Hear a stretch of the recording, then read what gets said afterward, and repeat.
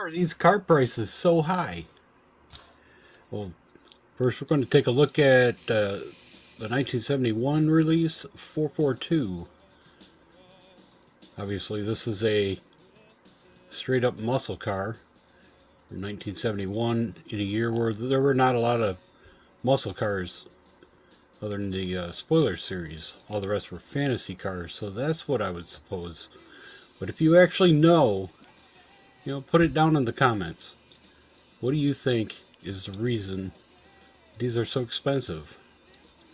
Now the nice thing is, if you have the original spoiler and the sticker sheets, that actually increases the value of these. They have an opening hood, very realistic to scale Oldsmobile 442.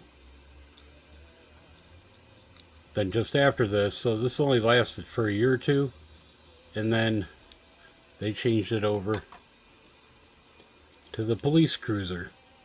So 1973, opening hood still. They gave it a light and some sirens and made it the police cruiser. So these are actually pretty desirable and expensive. 1973 was a low model production. That's why these are worth a little bit. They also cast the hood shut in the next release of these. Then after that, they put a metal bar across the top. You had the Maxi Taxi, the Fire Chief Cruiser, the Police Cruiser, and the old 442 Army Staff Car. The reason why this one's pretty expensive, it only came in a military 6-pack. So a gift pack of 6 cars. Of course, it's got a plastic base by this time. The original few had metal. But yeah, these are pretty expensive. Comment if you got any of these. I'd really like to know how many people out there have these. 442, the original, the Army Staff Car, even the 1973 Police Cruiser. How about the Monte Carlo Stalker? Say, well, what's so expensive about a Blackwall Monte Carlo Stalker? Well, it does increase the value. See, when you get it in the package, I guess, yeah, that's pretty cool, but it'd be cool to have a better package.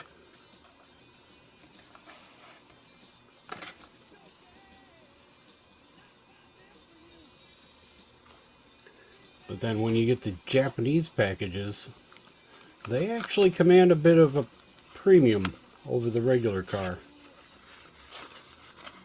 This contains a Blackwall also.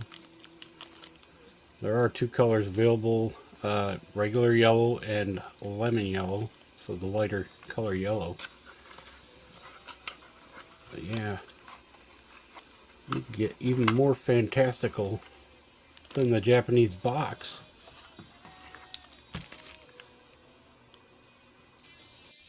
So what's super rare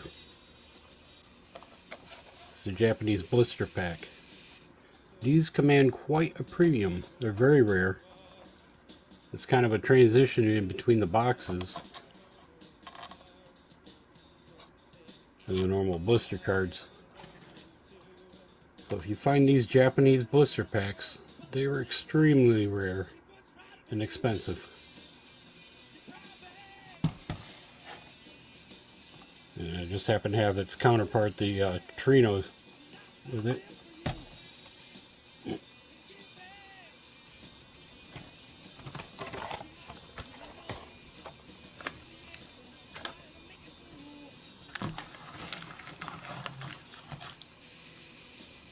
Alright, let's see. The next one I want to cover is the Hotbird.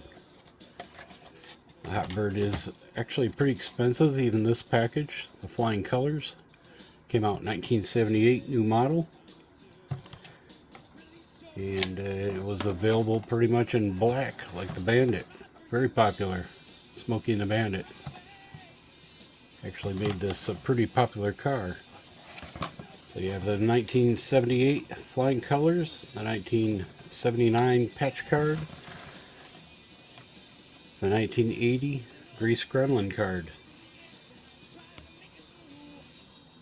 So also in 1980, they put out a blue Hotbird, alternate color. We'll take a little closer look at this. Very bright blue. It's got the regular same stripes as the black one. Made in Hong Kong. So the blue's actually pretty popular, a little rare, not too awful rare. Got those. If you want to see the packages a little better, spread them out some. So the really rare one would be the brown Hotbird. Same tempo, same color. You have the yellow and the red stripes, but the brown is an extremely rare color. Very popular.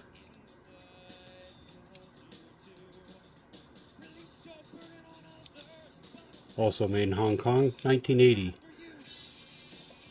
They made these colors. Not really sure why the color changed, but it does make it extremely rare and popular.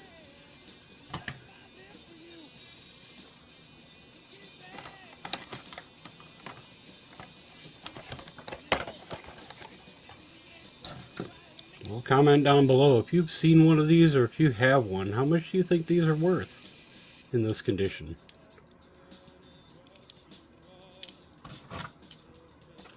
Alright, we'll just move up a little bit through the years. Got the hot ones introduced. It gets its own package. Kind of move up to the next Speed Fleet. They're in the rainbow card. Alright, actually this one came out before this Speed Fleet. But these all have the black car with a tan interior. Up until the numbered cards, they came out with a red interior. Now the red interior actually came from the color change. So you have the red interior in the Hotbird with the new paint style. Now the rare version of the white one will have the tan interior. So you kind of have a little one of each. But this one's very expensive, very rare, very tough to get.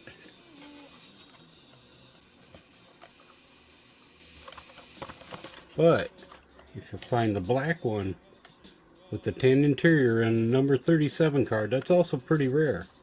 So either black one is rare in this 37 card.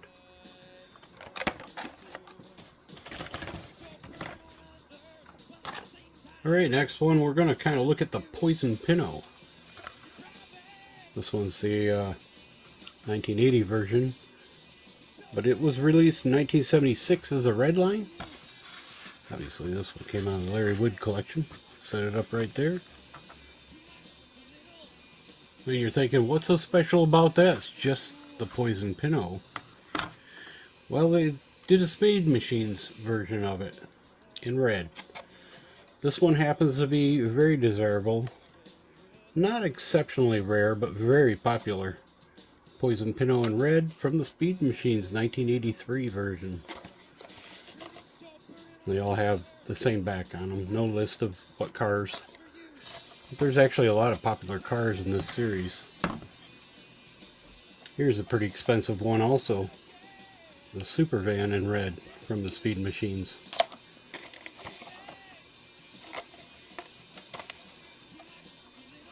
So I don't know. I really like this one too. I debated on doing a little bit of Super Van, but I got a lot of Super Vans. I didn't want to cover all that. Kind of like the Hotbird. Got a lot of those too. But yeah, these are highly sought after. Poison Pino version in red.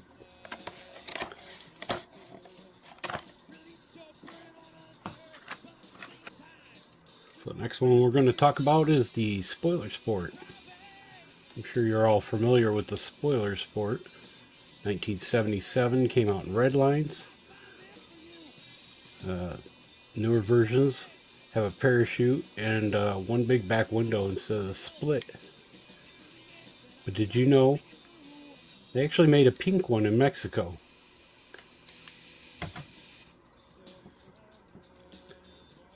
Okay, this was made in Mexico only.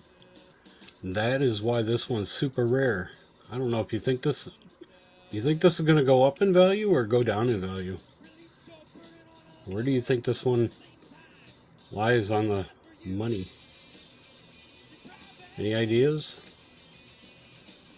Some of these I bought so long ago, I don't remember exactly what I paid for them.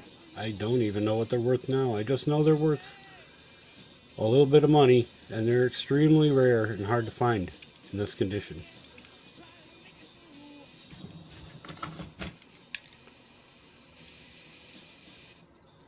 You got slightly different colors. They were definitely manufactured in different places though. Got one in Hong Kong, the other. The focus isn't quite that great on here. But this one's an Aeromat made in Mexico. Next we'll take a look at the Pontiac J2000. It's like a Pontiac Sunbird basically. This is a new model for 1983. See, there's another version of it. Came out a little later with the small sunroof on the top, comparing the two. But did you know there's actually a green one with a dragon on the side? This one is the Pontiac J2000 with the dragon on the side, made in Canada. So this one was released on the actual poster for 1984, but it was never available in the United States in this color. This is a Canadian version only. The Canadian version has this style short card. There's a Mexico version that looks almost identical to this, also available with hot ones. But it's basically the same paint scheme. There's a lot of India variations also, and Mexican variations that are more expensive than this. This one I remember as a kid on the poster for 1984, and I never seen one. Never was able to buy one till later in life when I found out that they were only available in Canada. This was the Canadian Pontiac J2000.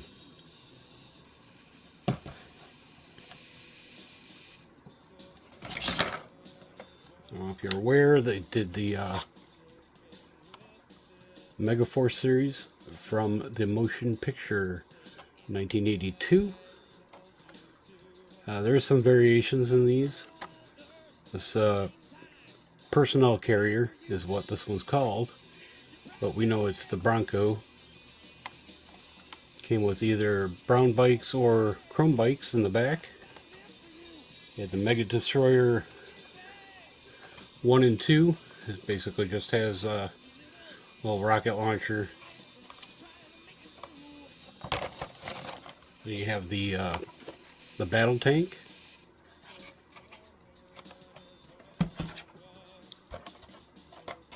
And the TACCOM. You can see right here, and there's the TACCOM, there's a Mega Destroyer.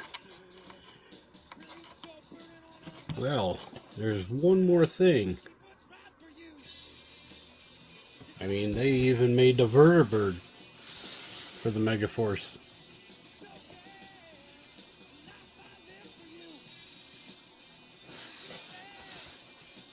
You know what they didn't do?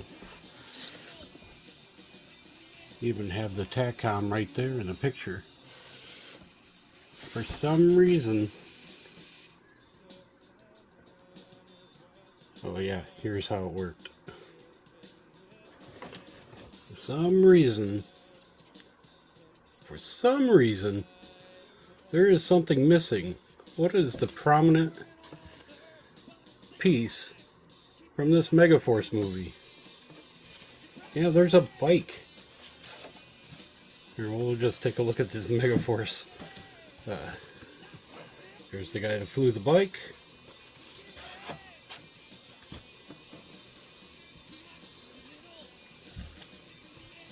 But here we go.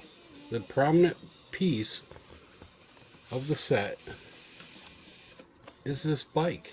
Why didn't they produce the bike?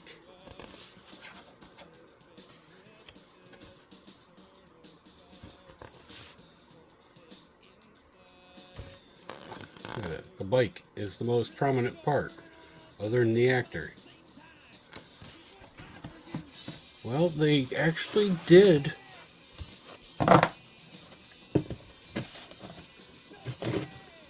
Let's see if we can put it on that one. There, you can see the bike a little bit. Well, they actually were intending on making the bike.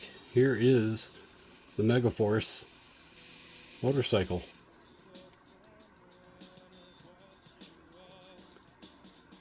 This one's signed by the actor, Ace. Obviously the actor's name is not Ace, but yeah, there is a Megaforce bike. Now, let's get rid of these.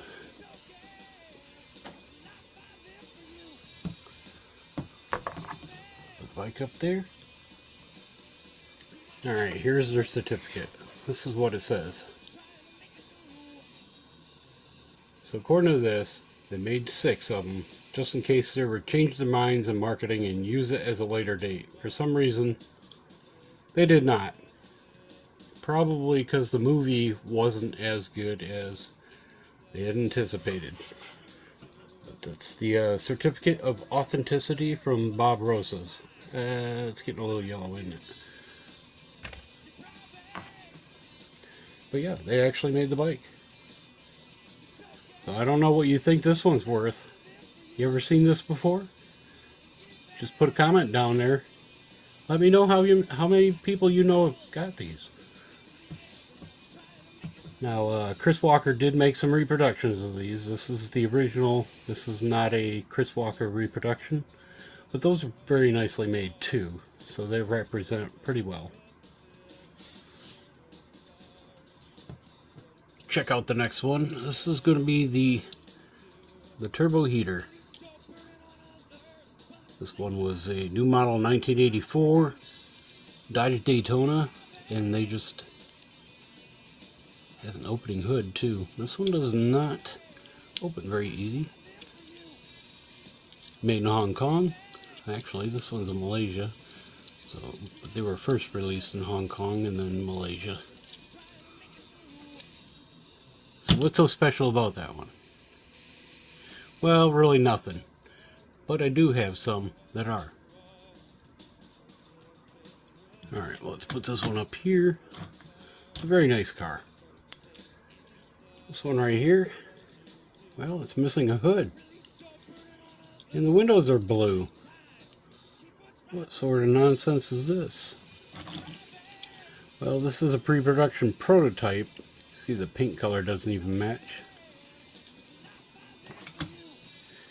Didn't get a hood with it. You can see it was painted without the hood. But this is a blank base. It does not have any writing on the base. So I don't know how valuable do you think this would be? Screw base, prototype, paint sample. Looks like the wheels don't even fit right. Didn't put the right kind of axle in there or something. But yeah, you can see quite a big color difference in the windows.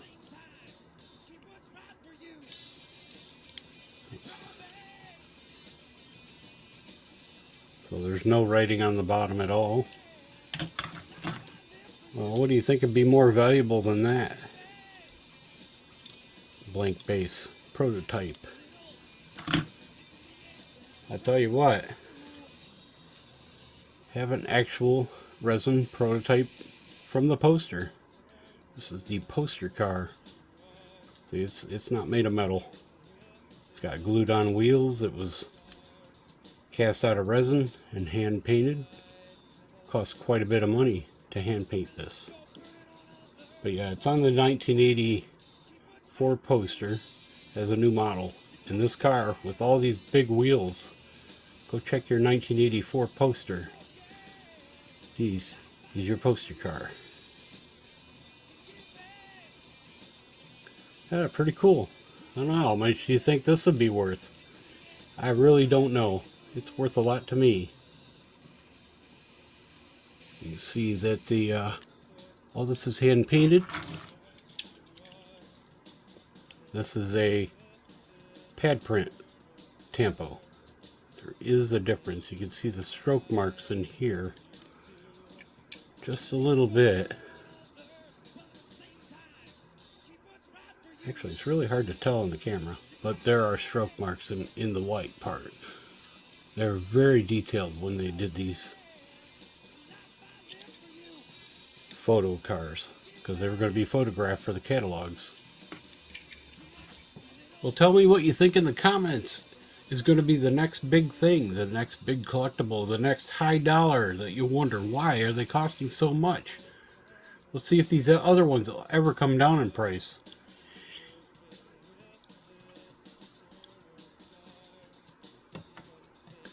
What do you think about that? The Speedosaurus. You ever think that's going to be a collectible? Well, I bet you didn't know this is actually a prototype made of resin. Yeah, I've got a body without the paint. This come out of the Larry Wood collection. This is what it looks like without paint on it. See the Larry Wood collection sticker right there. Well, what do you think the future holds? Is it going to be the Speedosaurus as the next big collectible? All those fancy Speedosaurus collectors out there. Let me know your thoughts in the comments. Hey, thanks for watching. Bye-bye.